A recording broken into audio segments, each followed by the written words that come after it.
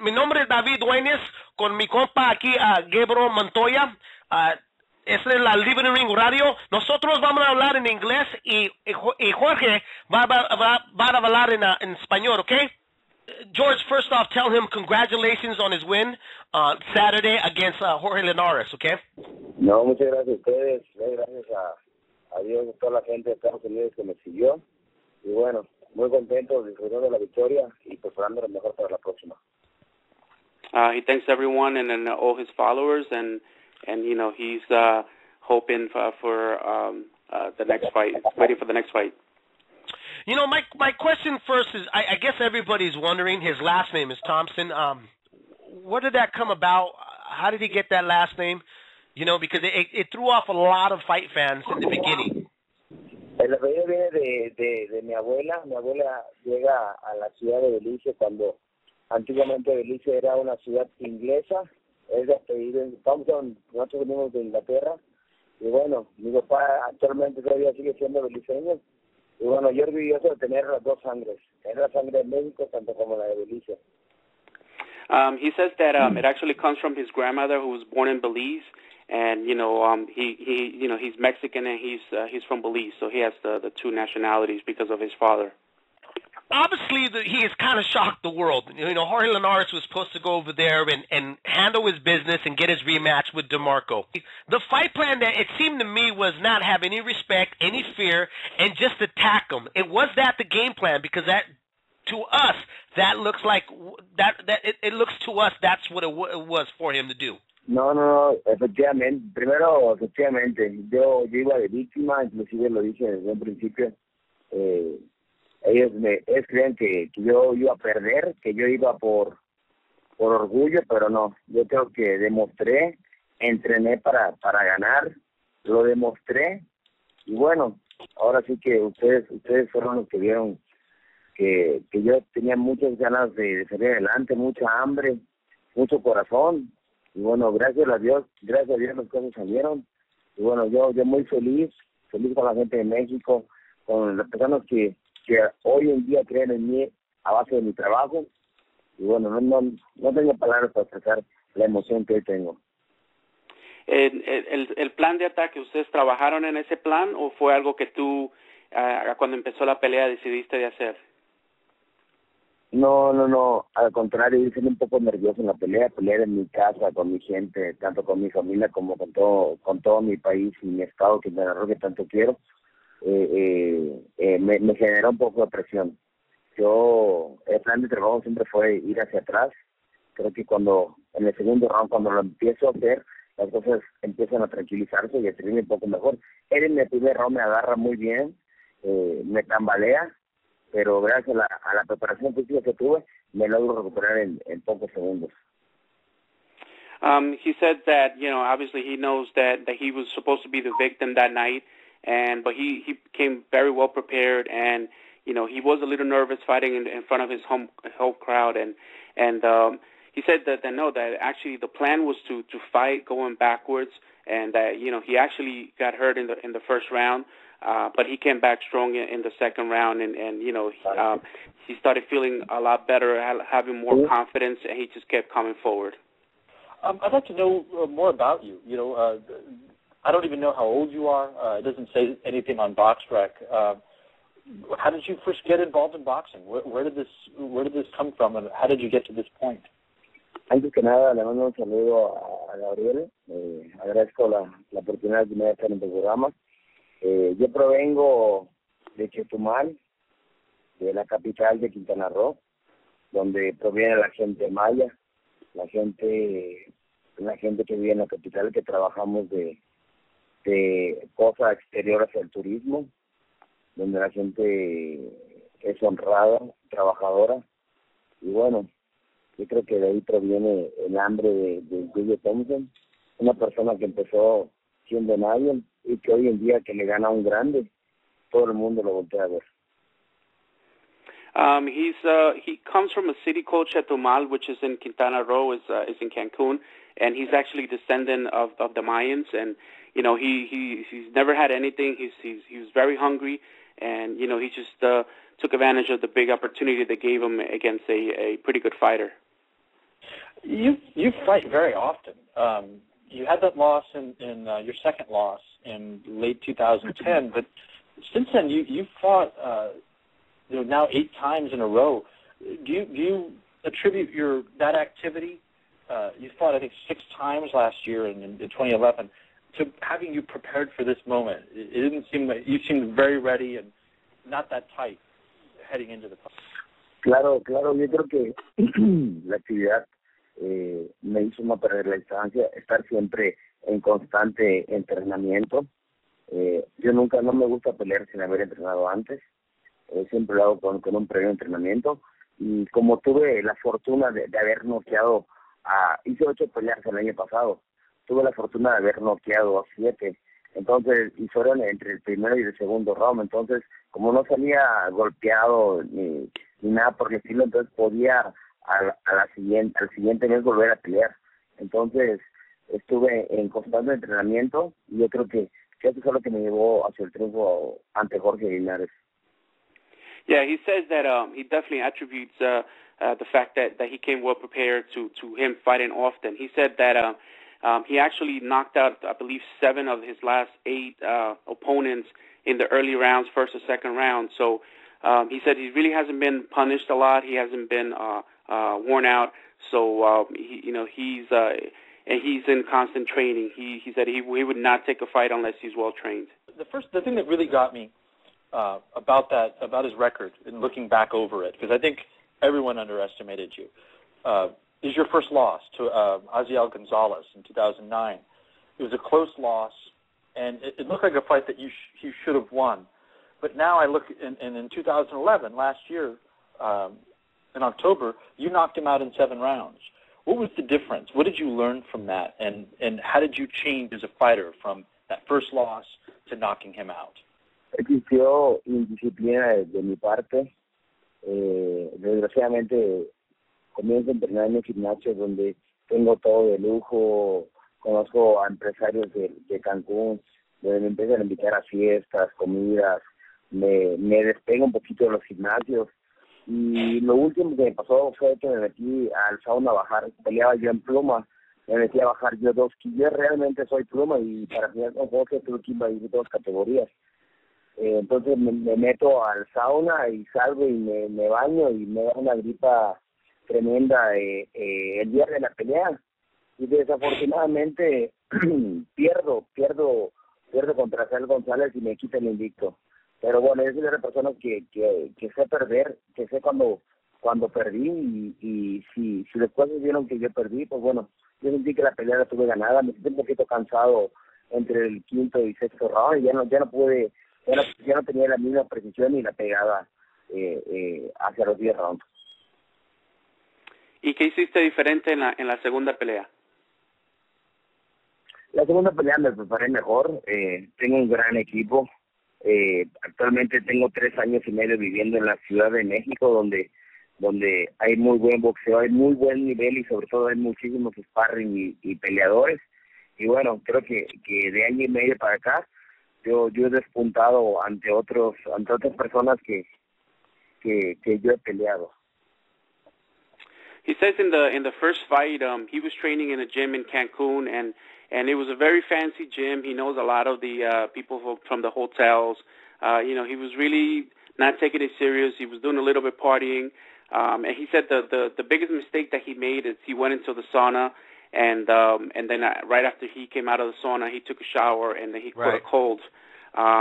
Once he caught a cold, he wasn't the same in the ring. He felt a little bit tired, a little bit drained after the 5th, 6th round, so it affected him in that fight. But he acknowledges that he lost the fight, and if the judges saw a different fight or saw him losing, that he accepts that. He said in the second fight, he's training out of a gym in Mexico City. With a lot better sparring and taking it serious. He's been there for the past year and a half. When he came on first, he mentioned that the game plan was to not attack, and then he said he got hurt in that first round. So when did he feel that he had Jorge Linares? I mean, and a lot of fight fans, there's half of the fight community believe that it was prematurely stopped. What are his thoughts? Does he feel that he was kind of robbed of possibly knocking out Jorge Linares rather than it being stopped on a cut?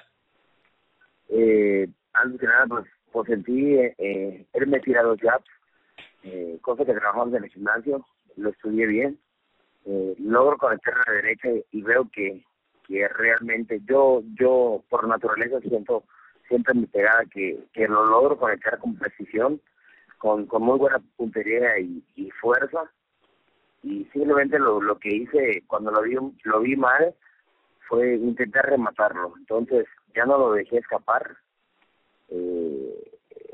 Supe cómo definir el golpe que le metí, cosa que tal vez él no pudo hacerlo en el primer round, pero bueno, gracias a Dios a mí las cosas me salieron, lo logré, y hoy te puedo decir que para muchos logré la hazaña que nadie creía. No, realmente he escuchado 2 o 3 comentarios de lo mismo. Simplemente yo no públicamente no quería opinar, pero pues ahora que tengo la oportunidad lo voy a hacer. A Jorge Linares del golpe se vio muy escandaloso, antes que nada. En segunda, cuando a él le toca ya ir a revisión médica, le dan 12 puntadas por dentro, porque tenía expuesto una vena, fue en el párpado, no un cabezazo como él dice. La gente que conoce de box sabe que un cabezazo siempre es horizontal y que por un golpe siempre es vertical. La herida era totalmente vertical. Te repito, le dan 12 puntadas por dentro y le dan 12 puntadas por fuera. Era una herida extremadamente peligrosa. Te digo que no sé cuánto tiempo pueda descansar, pero es algo que a la larga va a tener repercusión siempre. ¿Y tú te sientes contento de que la pelea terminó de esa forma o que quisieras tú a lo mejor haberlo noqueado? De cualquiera o una otra manera, cuando yo logro ver eso, yo ya estaba motivado. Te mentiría porque no soy adivino del futuro, pero yo creo que si me lo hubieran soltado, por supuesto que hubiera salido como un león a atacar a su presa y lo hubiera querido rematar en todo momento. So I asked him the two-part question. The first question that was, what was his plan of attack? He said he basically studied tape of him, and he studied the way that he throws the jab, and every time he threw the jab, he came back with the right hand. And when he connected with the right hand, he felt that he connected with power, and he hurt him. And then after that, it was just a matter of keep trying to land the right hand. And he said once he saw him hurt, he just went for the kill. And then the second part of the question, as far as was he happy with the stoppage, she said yes, he was happy. He said a lot of people don't know, and he says that Linares is doing a little bit crying, saying that it was a headbutt, but he says that people that know about boxing knows that a headbutt with the cut is horizontal, not vertical, and this was a vertical cut on his eyelid, and he said that it required 12 stitches inside and outside of the cut. So he says that he'll take the win however he wants. If they would have let him continue, he would have jumped at him and trying to finish the fight. It tells us how intelligent he is, because we talked a little bit earlier about Linares' jab and how he was coming over it. And also, I didn't think it was a headbutt. I thought it was from a punch. I also thought that it was he overwhelmed him. My question with him is that is he a kept secret from Mexico? Because I got to say, when nobody knew about him, and he kind of came out of the scene the way Madonna came out when he had stopped Victor Ortiz. Is he in that kind of in that category? Yeah. Claro, por supuesto. Somos de los boxeadores olvidados, donde nadie cree en nosotros, y cuando tenemos una oportunidad siempre ha sido de saber aprovecharla, saber las oportunidades que Dios nos da, saber prepararnos, tener la conciencia que es una oportunidad donde lo puedes tener todo o puedes perderlo todo. Y bueno, gracias a Dios a mí hoy se me dieron las cosas. Hoy me preparé como nunca en la vida, y creo que hoy todo el mundo me voltea a ver por lo que pude lograr, gracias al entrenamiento, a la disciplina y al gran trabajo que tuve en mi esquina. Yeah, he says that he's one of those fighters that was a forgotten fighter, but that when given the shot, he definitely took advantage of it and came very well prepared, better prepared than ever. and he thanks his team and his corner for helping him, and he just had a great camp. This is actually a question off of Twitter. One of our listeners wants to know who the guy with the skull mask was that jumped in the ring as soon as the fight was over. Era mi promotor Pepe Gómez, al cual le mando un saludo también, que es el que he dado siempre en mi carrera. Es una persona que iba en representación a México, que llevaba la bandera con orgullo de todos mis hermanos mexicanos y toda esta raza mexicana que somos puro corazón y pura valentía. He said it was Pepe Gomez. It was his promoter, and he was carrying the flag.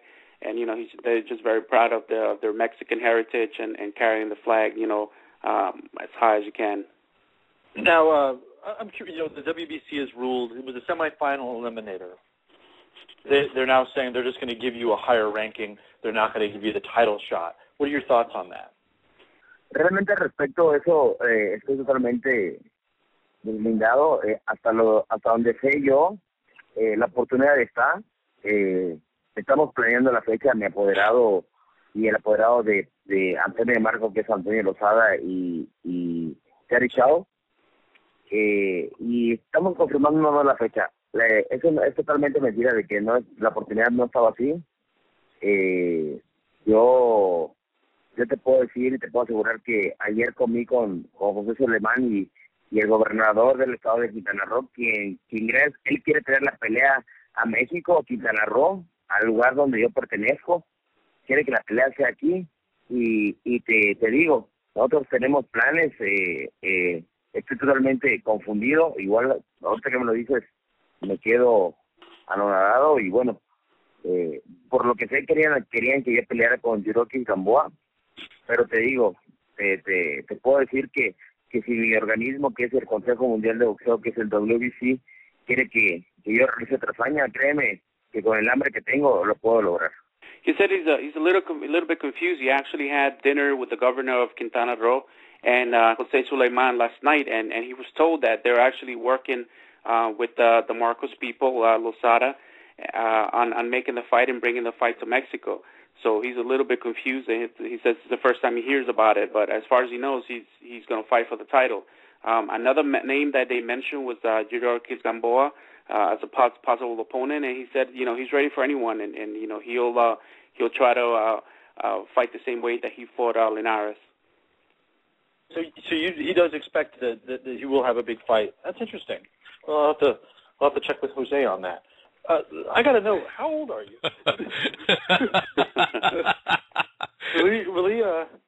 Was he going to reveal that one, how old he is? Because it doesn't say on BoxRec when he was born. I'm just curious how much time he's got left. ¿Cuál es qué? ¿Tu edad? ¿Cuántos años tienes? Tengo 26 años. 26. He's 26 years old. Oh, okay. Yeah, you got plenty of time. I'll pass it on over to Dave. I'm actually pretty good with questions. I want to thank him for his performance. A lot of guys get in for that kind of shot and they freeze up, and he went right at it. And to me, that's the heart of what boxing is all about. When the bell rings, everything's equal, and it's up to the man who wants it more. And you look like you wanted it more and that you planned for it. And I applaud the effort. Congratulations. No, muchas gracias a ellos por tomarme en cuenta. Por personas como ustedes es que cada día los deportistas se motivan más. De mi parte, voy a entrenar el triple para pelear con Antonio de Marco. Y bueno, solo nos toca esperar que llegue el momento indicado para que todos podamos disfrutar de esa gran pelea que de mi parte les voy a regalar. He says thank you. He said it's a nice thing to say for you to say, and he's just going to make him train harder. He's going to come 3 times as well prepared when he fights DeMarco, and he's going to give everyone the fight that everyone wants to see, which is a great fight. Let's get the great Michael Katsidis here with us. Hey, welcome to the show, Michael. Thank you. How are you? Doing fantastic, man. I've been wanting to get you here on Leaving the Ring for quite some time. A huge fan. Mentioned earlier, when have you ever been in a bad fight? I don't think any of us can think of one. I mean, you're an all-action fighter. Well, thank you very much. It's my pleasure, and I enjoy fighting. And, look, if a guy doesn't deserve to be in there with me, I won't carry him. I get in there, and I get in there to do the business. There's an old saying that we hear in boxing that a guy that's in the wars, that gets in, is all action. If you don't punch him in the face, they're insulted. Do you feel like that? Do you feel like that at all? Well, yeah, I mean, I guess you get a bit of a wake-up call. Sometimes that's necessary for some fighters.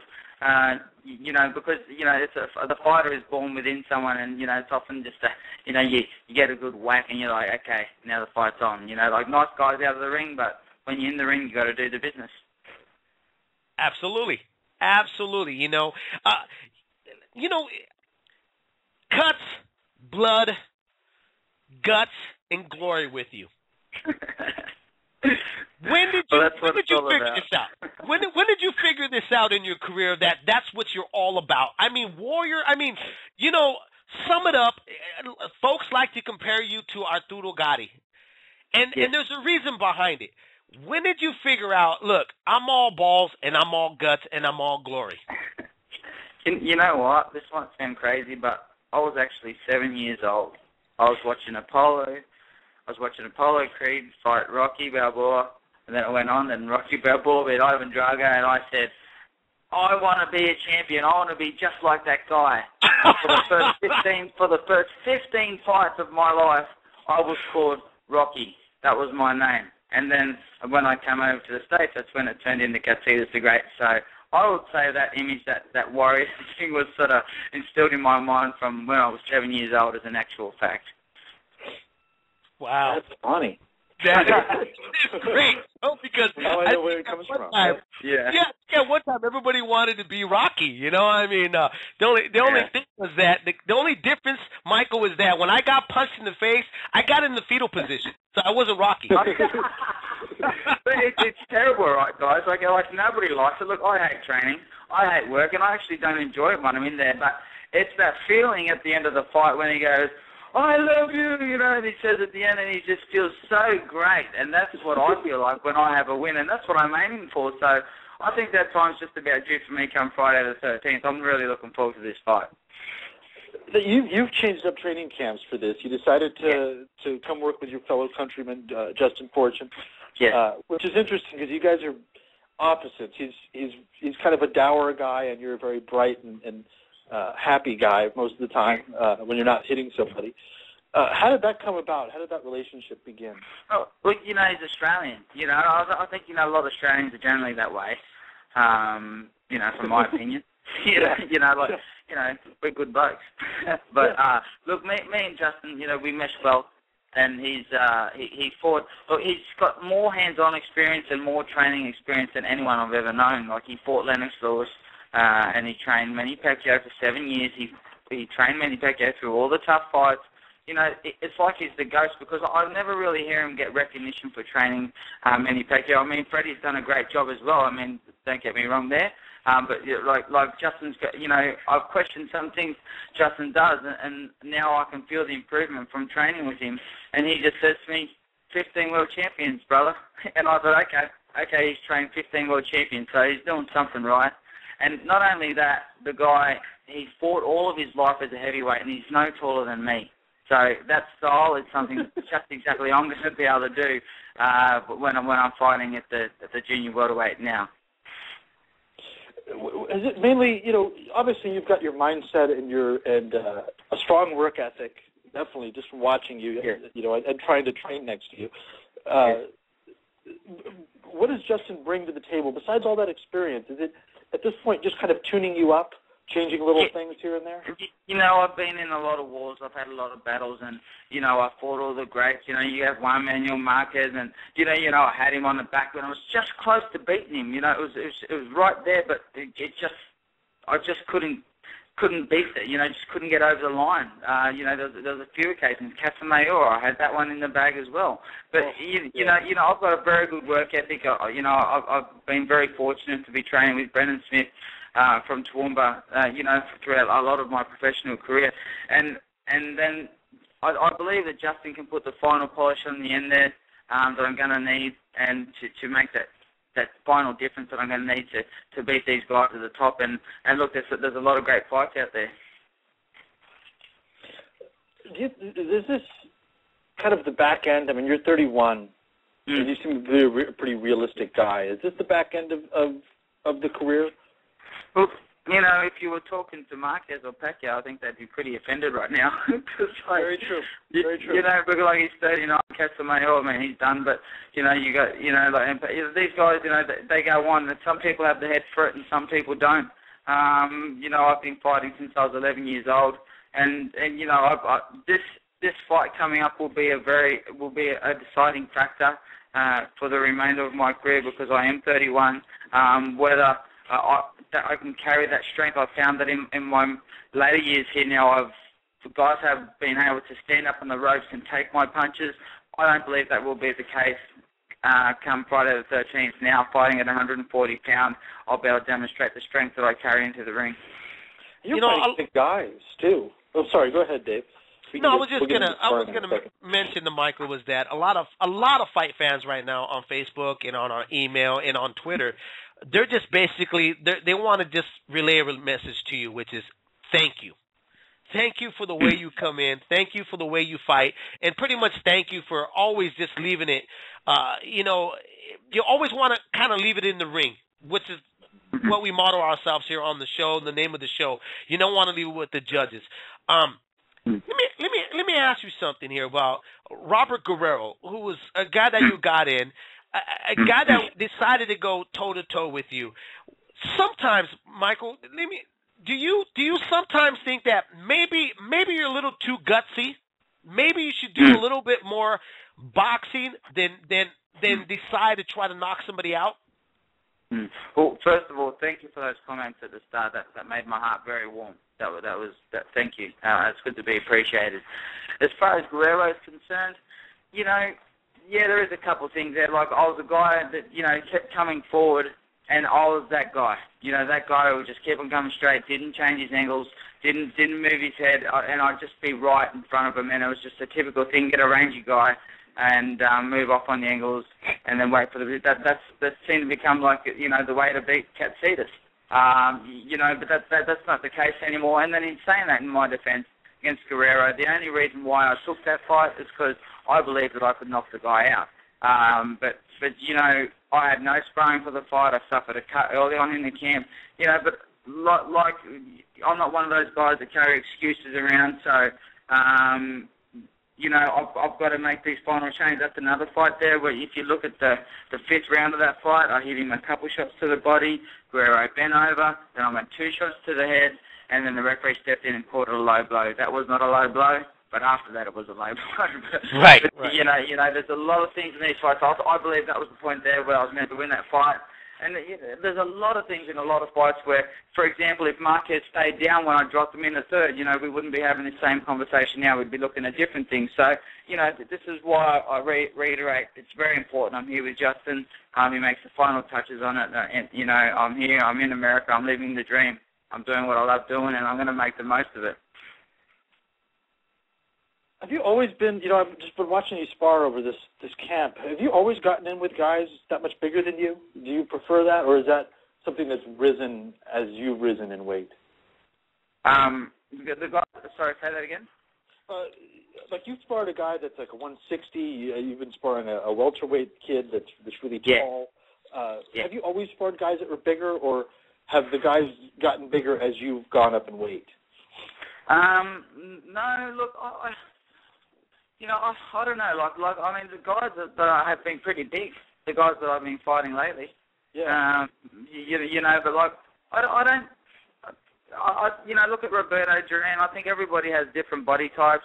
I believe, look, there's a bit more science over here now. But the first day I walked into the Fortune gym here, Justin said, okay, what supplements are you taking, and what were you doing in training? And he's made all these changes. He said, look, this is 2012. You've got to get with the program. The people that you're fighting, that they've got double the recovery time. They've got more oxygen in their blood.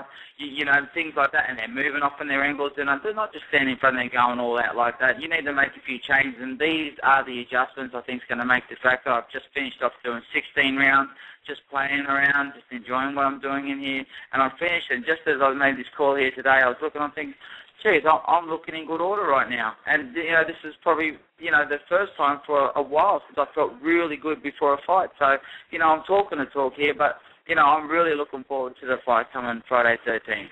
I think you look sharp. And to that point, you look healthy. Like most guys a week out from making fights, or making weight, rather, they don't look good. And you look happy, you're in a good mood, and you have a lot of energy. I always get along with all the guys, like at the fights, outside of the fights, and then when it comes like a week out, like I was finding it a bit, I'd chew nails, I didn't want to talk to people, and because I was really struggling to get down to that weight, but now I feel good, and I think that's going to be important carrying in a clear mind into this fight. One of the things Justin told me about you, this will actually lead into a question, was the day you landed, I think, or thereabouts, you called and said, I want to come down to the gym and train. And you ran from, I won't say where because I don't want people to know where you live, but it was pretty far away from where the gym is, like maybe close to 10 miles, 7 miles.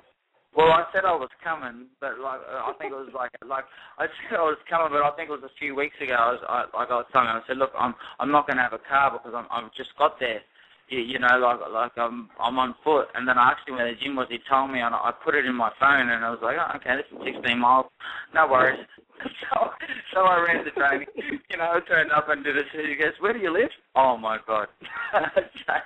So I guess the question is, it's been, you have to work smarter, not harder. Yeah, that was the first thing the first thing is we started working. I said, you got to fix that. You got to fix it. Something that can be fixed. They say you can't teach old dogs new tricks, but there's a few adjustments you can make, and that I'm hoping, no promises, but I'm really hoping this is going to be the case, and we'll know. Well, a lot of statement is to be made on Friday the 13th.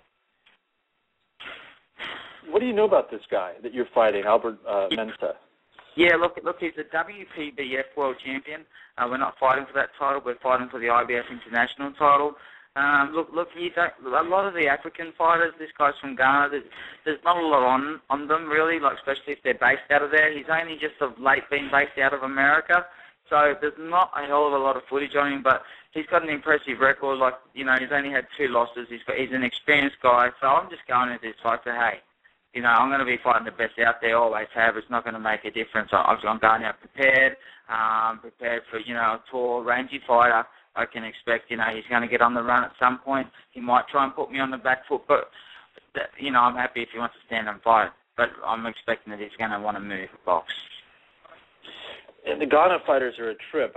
People look at his record and they see your marquee name and they see his 3 losses and they'll go, oh, well, this is just a setup fight. But if you look deeper, they almost are brought up like Mexican fighters, the Ghana fighters. They kind of turn pro early. You learn on the job, and they're rugged dudes that are hard to knock out. Do you expect a long fight? Because his losses were way early in his career. They don't even really matter at this point. Yeah. I think they're slow starters, and I think they who knows? But look, I'm prepared for the 10 rounds, and it's going to be a healthy 10 rounds for me because I feel strong. Before, I felt like I was punching myself out right at the start, and I was tired all the way through. That won't be the case. So, I'm looking forward to it. I can't wait. Yeah, I'm probably going to be heading out for the fight. I think maybe with you guys. I'm not sure. Justin's going to strap me to the hood of his car or something. I've been through this whole process, kind of just watching you guys, and it's exciting. There is a difference, for me anyways, watching somebody that's been in with a lot of people. I watch all level of guys at that gym, amateurs, guys like me that just like to fight or like to train, everything, But then we see a guy like yourself, and there is just a next level kind of feel, watching you work with these guys. It's been a pleasure, man. I really appreciate you being so cool and letting us all kind of watch. No, thank you, and that's why I love doing what I do. So thank you for those words. Hey, Mike, let me ask you: has there, before the great came out of you, was there anybody in there that you felt like, man, this guy is all guts? I gotta, move up to his level. I got to surpass this guy, because the way you fight is like a fearless style. There's got to be somebody out there before you kind of found that style, mostly in the ring, that you kind of measured yourself, what you had to surpass. Look, back to the Rocky thing. like really, can you look at it any differently? Like, have a look at my fight. Get onto YouTube, check it. Katsidis versus Graham L. Check it. Katsidis versus Cesar on one side, Katsidis versus Monta. I mean, that one was like the fight of the year. You got the Casamales both for the fight. Right. Look at those fights. Like, is there anything different from that as opposed to Rocky versus Ivan Drago? I mean, like, seriously, there's like, I think I've gone on all guts and balls here with these fights. A lot of it's heart and hard work. Of course, like, I've had great training and had a great career with Brendan Smith. But look at those fights, and then I think you'll relate to. It's like a movie. So. No, it is. That one, especially with the blood with the Monta fight was. Yeah, wow. Like I've never been cut in my life. In that fight, I got 27 stitches. So I guess some people like blood. So when they watch me fight, they see a lot of blood. It's just a cut. I think you like blood too, though. Like just to put a Band-Aid on it, to be right the next day. She's all right. But 27 stitches is a bit different. But like, it's only a cut. You're not going to bleed to death there and then. There's doctors ringside. I mean, God, come on, guys. Like it's if this is what you do, that's what you got to expect. So people look forward to seeing that. With being with Justin Fortune, what are some of the things? What are some of the keys that that you feel that you're kind of getting now? I mean, I know you've been with them in the past, but at this moment right now in your career, like you mentioned, you said that old dogs sometimes can't be taught old tricks, but you're feeling like you're learning these tricks, but you won't know until fight night. But what do you think? What are your thoughts and what are your feelings? Yeah, look, you can't teach them new tricks, but you can make adjustments. There's little things, that you can change. Like, it's just quite simple things to remember. Like when you throw a combination, move off. Don't just stand there in front of the guy with your hands down. Stuff like, and it's just things that I just kept on doing in the fight. No matter how many times you can get told, you still keep on doing the same thing. But the way that I've been taught here and the way that I've been training with it, I've got it down pat. And I'm at the age where I can think inside there now more. And I put it down to a lot of it with the weight. I'm struggling with the weight, so I'm looking forward to getting there. A new Katsidis, that gets in their fights and I can think and refreshed. Like I'm really looking forward to bringing yet again something new into the sport. So I'm really looking forward to it, and hopefully I can please everyone like I have before. I'm looking forward to it, man. It looks like I've got you excited for it, so you're coming, right? Yeah, without question. Yeah, it's going to be an excellent fight, and it's a Katsidis fight, so it's all action. I think the last fight I was there for was. Unfortunately for you, it was the Katsidis or the Casamaior battle, which was just a tremendous fight. I think every time people get a chance to see you live, they really should, because it is an experience. Not everybody gives what you give, and that's what makes you. So thank you again for coming on the show, man, and I'll see you at the gym tomorrow. Yep. All right then, man. Take care. Thanks, Mike. Thank you. Much appreciated. Bye.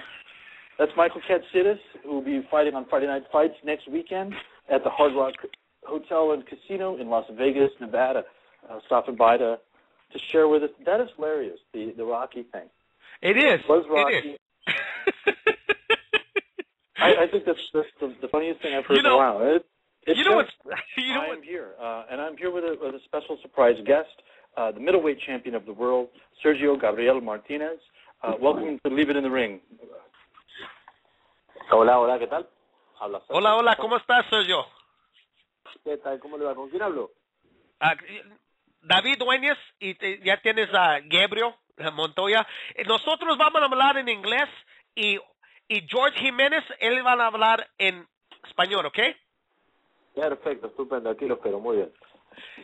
George, first off, we want to thank Sergio again. He's been with us. He's been coming on our radio show for the past, I believe, I want to say, God, 2 or 3 years. So we want to thank him for always returning back on Leaving in the Ring. Muy bien, muchas gracias. Es un placer que me llamen. Es un placer hablar con ustedes. It's a pleasure to be on. Go ahead. I'm sorry. Now we mentioned this leading up to his fight with Matthew MACKLIN. We said that it's going to be a tough fight. I actually had picked that he wasn't going to knock him out, that Matthew MACKLIN was going to surprise a lot of fight fans. And the surprise was there. He was getting caught a lot. It seemed to me he was having a lot of problems. Can you explain to us those problems and what was going on? Bueno, bien. También sabía yo que MACKLIN no iba a ser un oponente fácil, pero probablemente fue una de mis mejores peleas, por lo menos en la sensación que tuve, ¿no? Tuve la sensación de poder controlar de principio a fin todos los movimientos y todas las distancias en las que peleamos. Así que creo que fue difícil, pero fue una de mis mejores peleas. He said he also knew going into the fight that it wouldn't be an easy fight, but he feels that it's one of his better fights because he dominated from the beginning. He did what he wanted to do in there, and he felt pretty good in there. I didn't think he dominated. Honestly, I got to be honest with him. I'm going to be very truthful with him. I didn't think he dominated. I honestly thought that he was having a lot of problems, but I knew that he's consistent. Because a lot of times in the beginning, when we have watched, he's kind of tired out. But since he's became champion, he's really stepped up. I mean... Bueno, pues es parte de una estrategia. Para mí también es parte de una estrategia darle movimiento y trabajo a MACKLIN. Ese trabajo que él hizo fue un trabajo de desgaste. Entonces, bueno, también que, digamos que produje yo ese desgaste en MACKLIN, obligándolo a trabajar. Y hay veces que de trabajar puede ganar un round, puede ganar 2 rounds, pero yo sabía que MACKLIN no iba a terminar en pie. Yo sabía que antes de que finalice el último round, iba a noquearlo. Por eso digo que iba manejando yo. Por más que él ganase uno u otro round, no hay problema. Pues es un trabajo de demolición el que hice. ¿Piensas tú que él te dio problemas o fue, como dices tú, fue la táctica que tú usaste para desgastarlo? No, problema no. Fue una táctica, una forma de estrategia que utilizamos con mi entrenador, que planificamos y que claro, pues como te dije, no importa a veces que MACKLIN gane 1 o 2 rounds, lo importante es quién gana la pelea, ¿sabes? Yeah, he definitely reconfirms that it was a tactic that he used to wear MACKLIN down. He feels that maybe he didn't dominate, but there was definitely that was the strategy to wear him down, take him into the later rounds, and finish him. He doesn't feel that MACKLIN gave him problems. He says that it's not the guy that wins 1, 2 rounds or 3 rounds. It's the guy who wins the fight. There have been some people, Sergio, that have been critical of the fight, saying that you struggled or that you'd been exposed. I don't necessarily agree. I'm curious how he feels about that criticism. And looking in a larger sense, you look at the top pound-for-pound fighters, you're the only one on a 4-fight knockout streak. How does he feel about this criticism? Does he think it's warranted? Pues la verdad que a mí no me llegó ningún comentario de eso. La verdad que no me llegó, y lo digo con total sinceridad, no me llegó pero totalmente sincero, ningún comentario de eso. Al contrario, la sensación que dejé yo fue la misma que vieron muchos, y es la de manejo en el ring o sea, manejé la situación en el ring como yo quise, ¿sabes? Entonces, pues la verdad que si hoy alguien me dice que no lo hice bien, pues que me dé las explicaciones y no hay problema, lo hablamos, pero vamos, que probablemente para mí fue una de las mejores peleas, ¿sabes? No tuve ni un golpe recibido en mi cara, ni un golpe dramático, ningún golpe de peligro de MACKLIN. Estamos hablando de un título mundial. estamos hablando de estoy haciendo un título mundial, y el rival mío no pudo conectar ningún golpe y salió completamente destruido. Entonces, pues, quien vea lo contrario, pues lo siento, pero yo lo veo de esa manera. He said he wasn't aware of any comments or negative comments about him. He definitely feels like he was the better man that night. He said that if you compare his face to Macklin's face showed the wear and tear during the fight, after the fight. And he said, if anybody is saying that he didn't look good during the fight, that maybe they need to explain it to him. After that knockdown, you seem to go into a champion mode, and a gear that Macklin have. Did that wake you up and say this fight might be closer than you thought? Yo sentí que era el momento era el momento en que buscar la definición para demostrar a McLean que ahí estaba yo presente. Digo que ahí el campeón soy yo y que ganar por no. Ese es el momento ideal para atacar. A lot of echoes.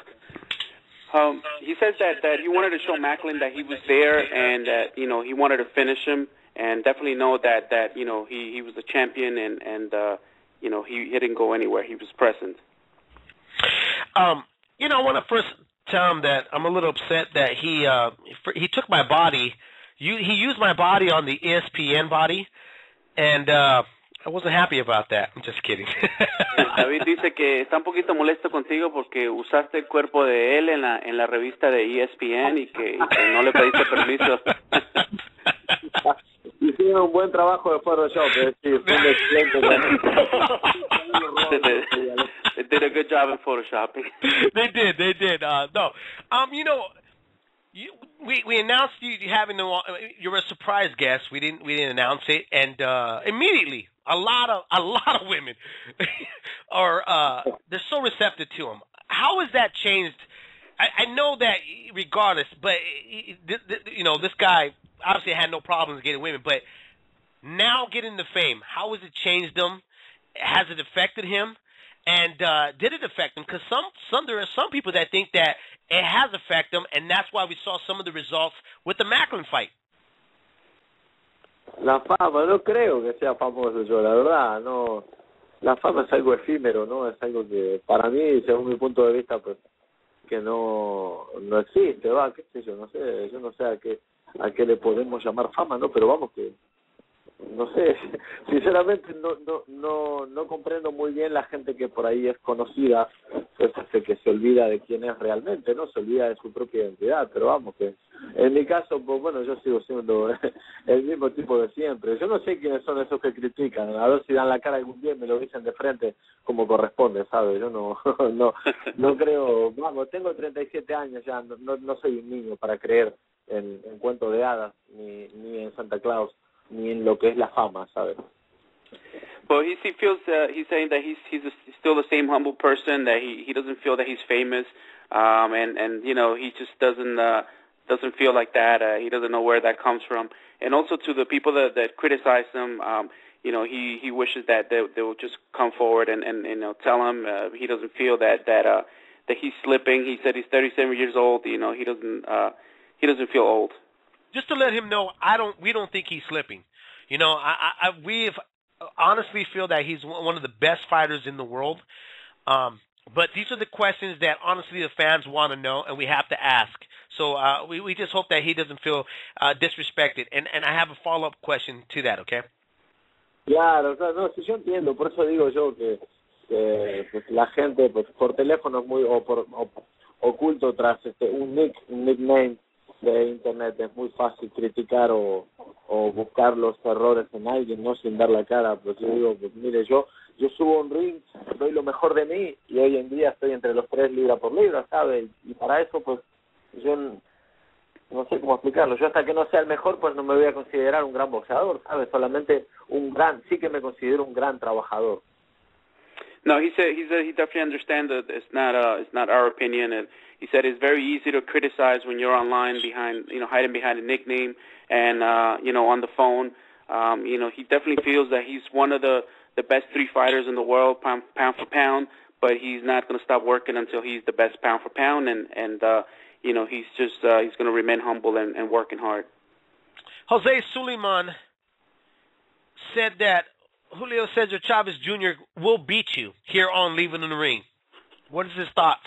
Bueno, bien, pues es una opinión y la respeto, ¿no? Por supuesto, como corazón, como la de cualquier fanático que me diga que puede ganar Junior o puedo ganar yo, lo respeto, por supuesto, como la opinión de todos, no hay problema. He said he respects his opinion like any other fan that will come up to him and say that Junior's going to beat him. And he just respects his opinion. That's his opinion as a fan. I know you have to get going here, Sergio, and I really thank you for coming on, but I just wanted to ask you a couple more things. One, can you tell us what's going on with the plans to fight Chavez Jr.? Have you signed? Is that deal in place with the promoter or just with the WBC? And do you have plans to fight between now and then? Sí, bueno, ayer a las 7 de la tarde, aquí en LA, donde estoy todavía, firmé el contrato y ya lo enviamos, así que esperamos que le llegue a Thompson, que le llegue a Chávez, que le llegue a NTHE, a todos los que tengan que firmarlo, porque yo sí que ya lo firmé, ¿sabes? Estoy esperando la pelea de Chávez y NTHE en la que voy a estar presente, y nada, solo esperar el ganador enfrente conmigo. He said he signed yesterday. I believe he said it was at 6 p.m. that he signed. The contract was sent to Top Rank, and he hopes that it gets to Chavez and he gets to sign it. And he's going to await the winner of Chavez and Lee, and he's going to be there present watching the fight. Sergio Martinez, thank you again. Gracias otra vez para tener el tiempo para hablar con nosotros, Gabriel Montoya, David Dueñez, and Leaving in the Ring. It's always fun. It's always a pleasure. We have to do it soon. And continue winning, and I can't wait to see you get in the ring with Julio Cesar Chavez Jr. Bueno, muy bien, muchas gracias y nada, estamos en contacto cuando quieran hablar y un placer hablar con ustedes. Muchas gracias, un saludo y un abrazo para todos. Said thank you for having him, and it's been a pleasure. Well, there you go. Gracias, campeón. Gracias mucho. Adiós. George Jimenez, thank you again. Sergio Martinez, the middleweight champion of the world, with us. That just finished up the interview with us here on Leaving the Ring. George Jimenez from Noche de Boxeo. Thank you again, brother. You know, he came on the fly right away with us when I told him. And, George has covered Sergio for quite some time in Atlantic City. But we got to get our next guest on with us here on Leaving the Ring.